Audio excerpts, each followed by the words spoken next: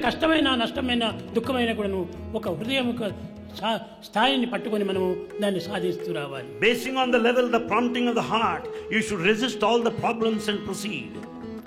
కానీ మనం ఈనాడు అట్టి పవిత్రమైన గమ్యాన్ని చేరాలనే సంకల్పం లేదు. Today we don't have such an idea as to reach that sacred గమ్యం అంటే goal. ఏమిటో అర్థం కానటువంటి వారికి చేరడం ఎట్లా సాధ్యమవుతుంది? When we do not know our destination, how is it possible to Prema reach? ఒక్కటే గాని 2-3 తునుకలకు లేవు. In fact, love is total but not a fragment. దీన్ని ముక్కలు ముక్కలుగా చేసి నీపైన ప్రేమని నీపైన ప్రేమని నీపైన ప్రేమని ఈ విధంగా చెప్తూ రావటము ఇది సరైనటువంటి ప్రేమ కాదు. Love cannot be segmented or fragmented when making you say I love you, I love you. No. ఇది కేవలం కల్పితమైనటువంటి కల్పన. It is only just imposed, artificial. కల్పనలోనే కల్పన ఉంటుండాలి. We find this kind of unnaturalness, artificiality మన here. హృదయం ఒకటే. The heart is only one. ఈ heart ను ముక్కలు చేయడానికి వీలవుతుందా? Is it possible to cut the heart to ఈ ముక్కలు pieces? చేసి మనిషి కొంచెం కొంచెం ఇవ్వడానికి వీలవుతుందా? Can you distribute pieces of your heart? ఇది to చెరుకు everybody? పిచ్చి కాదు, It's not possible. లడ్డు ముద్ద కాదు. It's not laddu. దీన్ని ముక్కలు చేయడానికి You cannot cut it to pieces. ఇది ఎప్పటికీ సత్యంగా ఉండేటువంటిది. It is an eternal truth. అమృతమయమైనటువంటి ఆనందాన్ని The nectarine bliss, లౌకికమైనటువంటి మార్గంలో ప్రవేశపెట్టి make it go in the world.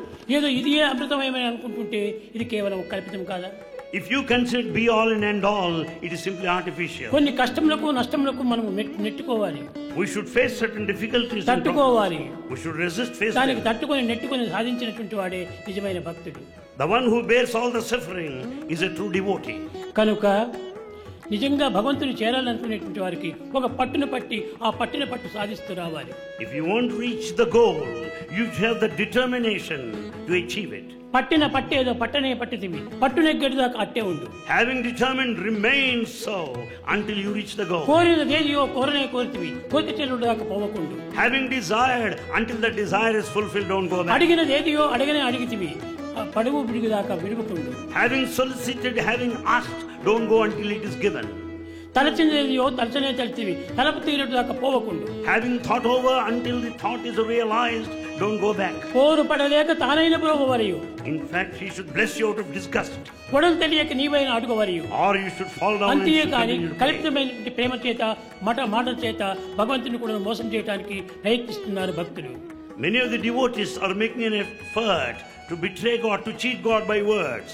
ఇలాంటి దీనికి భగవంతుడు ఎప్పటికీ చిక్కడు. You can never catch hold of God by these words. కానీ మనకు ఎంత ప్రమాదం వచ్చినప్పటికీ, ఎటువంటి కష్టములు కలిగినప్పటికీ దాన్ని తట్టుకొని నెట్టుకొని ముందుకు సాగిపోవాలి. You may face any sort of danger or threat, but yes, you should proceed. భగవంతుడు కష్టంలోనే మనకు లభిస్తాడు. You certainly know God in difficult times. కష్టే ఫలి అన్నారు, It's only difficulty that నసుఖ gives you- లభ్యతే సుఖం అన్నారు. and out of happiness you cannot get సుఖం చేత happiness. మనకు సుఖం చిక్కదు, కష్టం చేతనే సుఖం చిక్కుతుంది. It's only difficulty that confers you happiness. ఈ కష్టంలో భగవంతుడు అందించినటువంటి వరప్రసాదములుగా భావించాలి. Consider the difficulties as God's gifts. కనుక అట్టి దానిని మనం స్వీకరించి ఆనందంగా అనుభవించుకొని దానిని ప్రాక్టికల్లో అనగా ఆచరణలో పెట్టి మనం అందుకోవాలి ఈ ఆనందం. Therefore we should accept as the will of God, as the gift of God, willfully, delightfully, blissfully. ఏ చిన్న కార్యం చేయాలని కూడాను కొంత ప్రసాదం అవసరము. To achieve any simple task you need God's grace. ఏ దీనికైనా కూడాను ఒకరిని ఆశ్రయించక తప్పదు. You must approach somebody or other. కనుక మనము భగవత్ కార్యాల లోపల భగవత్ కర్మల లోపల ప్రవేశించినటువంటి వ్యక్తులు కొన్ని కష్టములకు తట్టుకొని నెట్టుకొని రావాలి.